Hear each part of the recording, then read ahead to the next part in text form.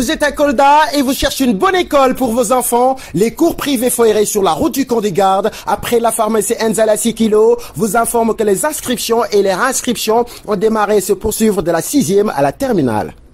Après les très bons résultats obtenus au BFM et au baccalauréat, les cours privés Foiré présents dans le paysage scolaire coldois depuis 2013 garantissent à vos enfants une meilleure éducation.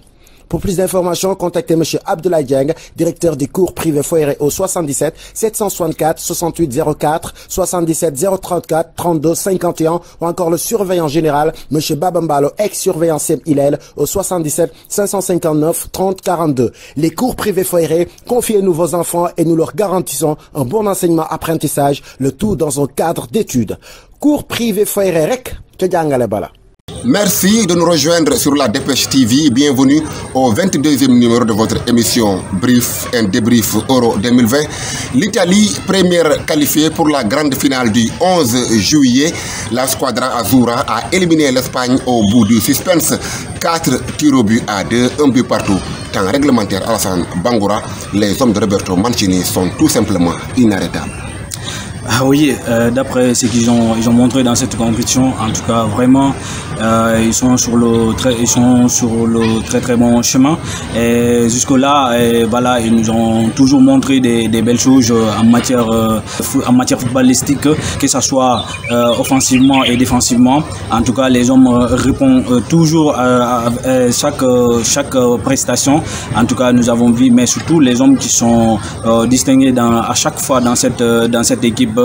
Surtout Chiesa, l'excentré droit de la GIF. En tout cas, c'est un joueur vraiment très talentueux et qui est en train de faire mouche dans cette compétition, qui est en train de se faire valoir dans cette compétition.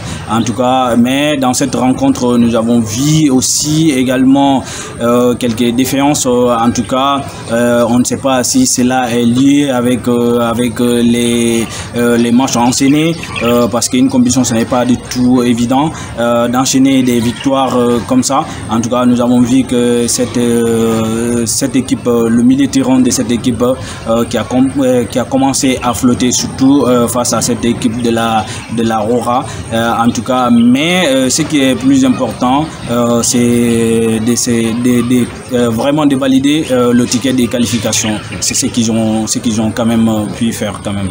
Alors, difficile de trouver un seul homme clé de cette victoire. La défense reste solide malgré le but encaissé et vu les nombreuses vagues espagnoles. Le milieu, toujours impressionnant malgré quelques flottements, comme vous l'avez dit. Barella, Verratti et avec Jorginho comme rampe de lancement, mais à travers ce collectif, vous l'avez dit encore, une individualité s'est dégagée. Federico Chiesa, comme face à l'Autriche, a encore délivré le peuple italien.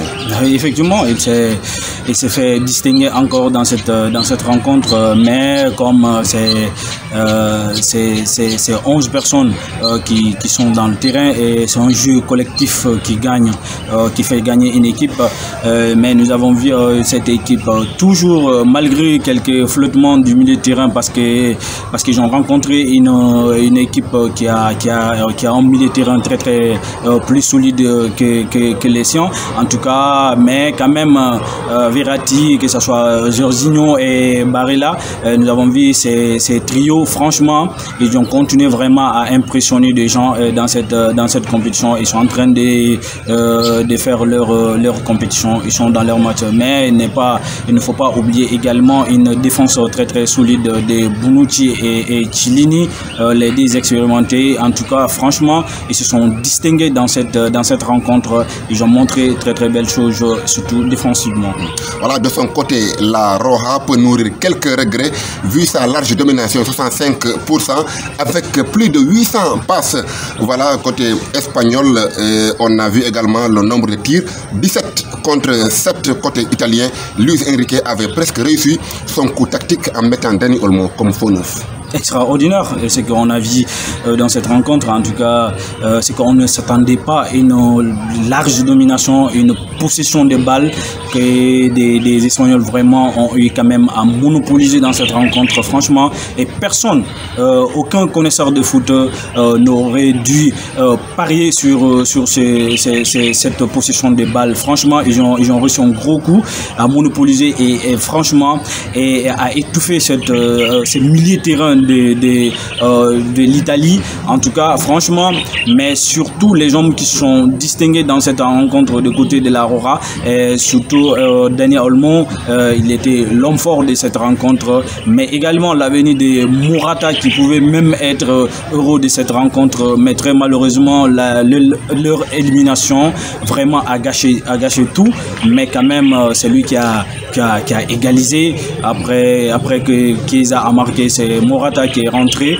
voilà, en cours de jeu. Franchement, il a trouvé les failles des filets, il a égalisé, mais franchement dans l'ensemble quand même on a vu une belle équipe de la Roja qui était là, une belle équipe espagnole. Franchement, dans l'ensemble on peut dire que c'était une réussite totale, quoi.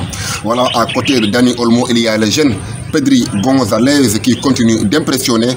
Le natif des îles Canaries a réussi 100% de ses transmissions, alors qu'Alvaro Morata, comme vous l'avez dit, est passé de la lumière aux ténèbres. Ah oui, effectivement, on ne peut pas parler de la Roja aujourd'hui et sans parler cette pupitre barcelonais.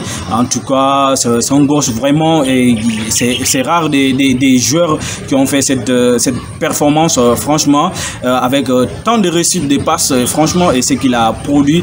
En tout cas, franchement, il a un très bel avenir, ces gamins-là. En tout cas, il est en train de faire vraiment très belles choses dans cette compétition, mais très malheureusement pour eux, ils rentrent à la maison avec beaucoup de regrets, mais quand même ils ont fait leur compétition, ils n'ont pas quand même démérité, quoi.